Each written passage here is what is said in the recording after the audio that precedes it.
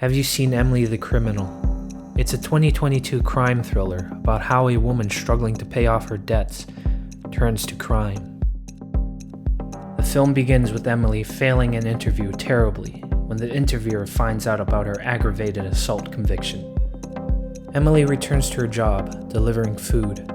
On the way home, she bumps into her colleague Javier on the street, and he asks her to cover for him.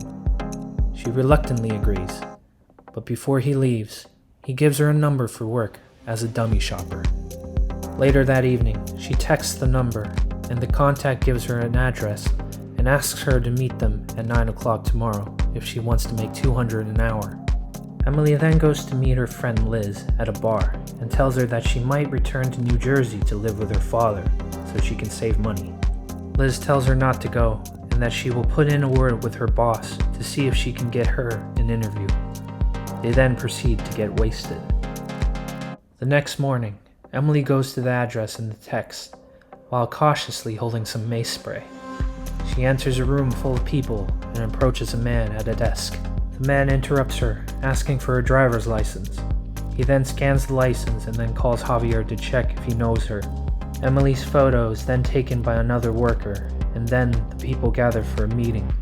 The host of the meeting starts by asking if any of them have been a dummy shopper before. He then explains that they can make $200 in the next hour, but they will have to break the law, and if they are not cool with that, they can leave. The people are then handed a piece of paper with the flat-screen TVs they need to buy, and a fake credit card. The man continues to say not to bother calling the police as they haven't done anything illegal yet. Emily starts to leave, asking what if they check our driver's license. The man from the desk hands her a fake driver's license with her face on it. We then see Emily at an electronics store. As she strolls through, she tries on a hat. She then purchases the TV and leaves. While she is wheeling the TV out, a security guard asks her if she's going to pay for that. Emily is stunned for a second, but then realizes she forgot to take the hat off, and hands it to the security guard. The men from earlier load the TV into a vehicle, and she is handed her pay in the car. She is then handed a phone, and the man from earlier offers her another job at 1 o'clock, where she can make $2,000. The next day, while making a delivery with Javier, she asks him if he did the next job. He says no, but he was curious. The elevator at the building is broken, so they struggle up the stairs and in turn make a mess of the food.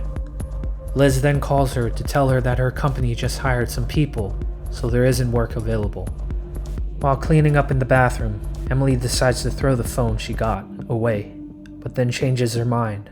She sees that she got a message saying yes or no, and decides to go for it, telling Javier she has to leave.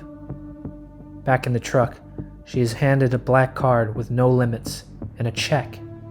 The man informs her that with the purchase of this size, the bank will call the vendor, so she has 8 minutes to leave.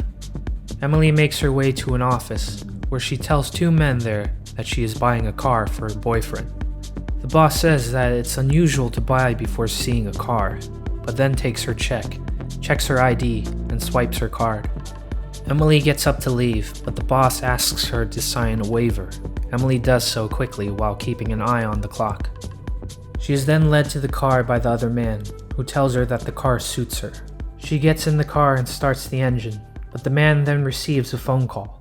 He then knocks on the window calmly, requesting that she return to the office as they forgot something. She asks him what it is, but the man just asks her to turn off the engine. After a moment, he pulls her out of the car and knees her in the face. Emily elbows him in the crotch, jumps back in the car, and speeds off.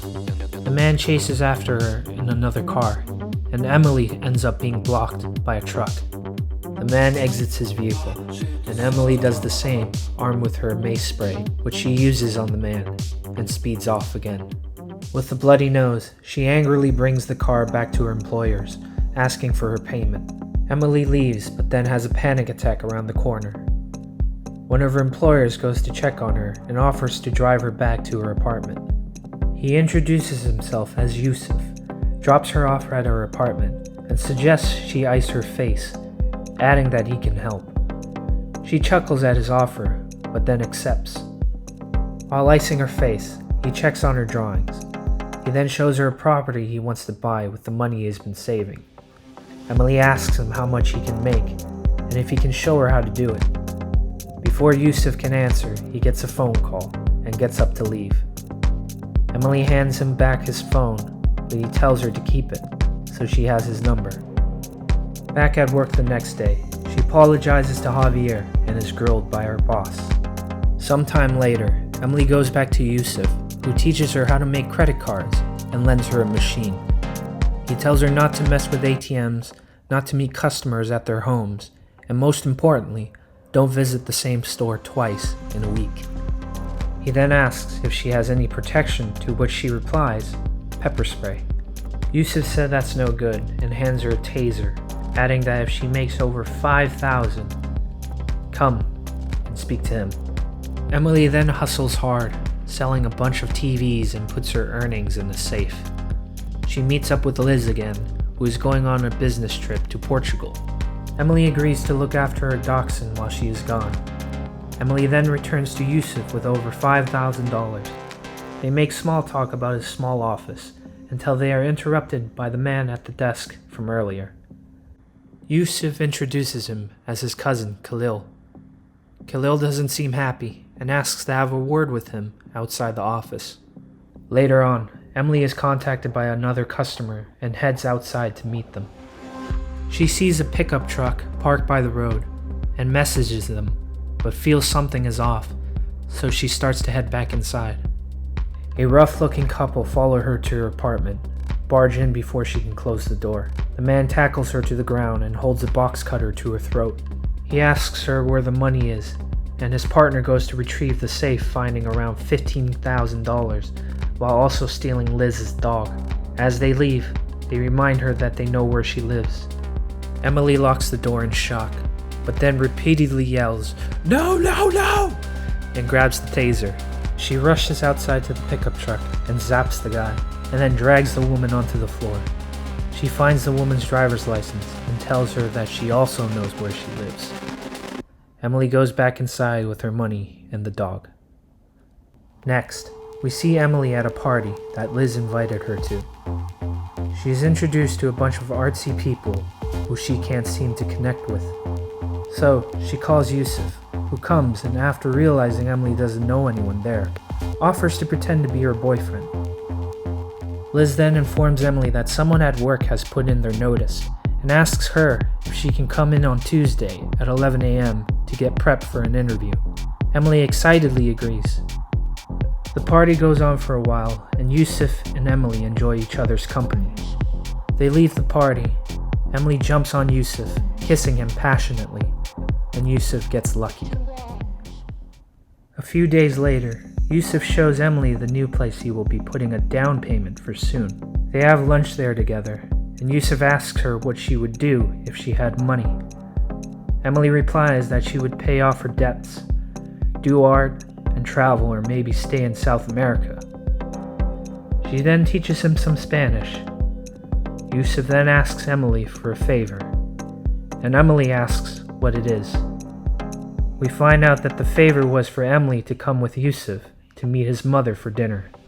At the table, Yusuf's mother talks about how proud she is of Yusuf being a businessman and encourages Emily to find her passion. The three of them enjoy drinks together until they are surprised by Khalil and his friend. While Yusuf's mother is in the kitchen, Khalil shows them a CCTV footage of Emily going to buy electronics at a store twice in a week. He tells them it is on the police website. The conversation gets heated, but then Yusuf's mother returns. On Tuesday morning, Emily heads to Liz's office to get prepped for her interview. Afterwards, she goes to meet Yusuf, who is in distress and has a cut on his head. Yusuf later explains Khalil hasn't paid him for 5 months. He tells her that his friend wants the down payment for the apartment, and when he went to Khalil for money, he said that he works with Emily now. Yusuf shares his plan to hit the storage units, the office, and empty their business account. Yusuf offers Emily a cut and says that even if she isn't in, Khalil would blame her. The next day, Emily heads into Liz's office again for the interview. The boss brings up her criminal record and Emily explains herself. But then the boss says the job is an internship, which frustrates Emily, and the interview ends badly again. Emily meets up with Yusuf, and they head to the storage unit to find it empty. They return to the office, which is also empty too. Yusuf calls the bank to find out that Khalil has robbed him before he could do the same. Yusuf asks Emily to leave, and in his frustration blames her for going back to the store twice in a week. Emily replies that Khalil was going to rob him anyway, and asks where Khalil is. Yusuf tells her that he is with some serious Armenians. Emily suggests they go talk to them, but Yusuf says it's a different situation now, and repeats that those are some really serious people. Emily says no, adding that they are serious people and Khalil should be scared with them. Yusuf says that she is a bad influence. Next, Emily heads to her workplace, grabs some zip ties and a box cutter, and they both drive to a house in the suburbs. Before getting out of the car, Emily explains that she didn't hurt her ex enough, and that's why he called the police on her. Emily then knocks on the front of the house, and a young man answers. She tells him that she has a food delivery for Khalil. When he comes out to pick it up, she tases him. Yusuf helps her put the guy in the trunk of the car and asks how many people are in the house. They take his keys and phone and lock him in the trunk. The pair sneak into the house and use the phone to text the men inside saying he's been carjacked. Some big Armenians head outside, and they sneak into Khalil's room where they hear the shower running. Emily goes into the bathroom, but Khalil sneaks up on Yusuf and knocks him out. Emily tries to tase Khalil but is tackled to the floor. Khalil starts to strangle her, but she manages to reach the box cutter and stabs him multiple times. She threatens to slit his throat and finds out the money is in the fridge. Emily chucks Khalil a phone, telling him to call an ambulance, and carries Yusuf out to the car. Yusuf is dazed, and Emily is unable to find his keys for the car.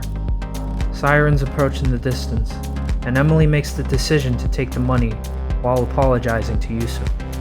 Emily walks down the street to a bus stop and wipes the blood off her face. Next, we see the police break into her apartment, shocking her Korean housemates, but Emily is nowhere to be found. Birds chirp from a jungle as we see Emily stroll around somewhere in South America. She swims during the sunset and stares out at the horizon on a beach.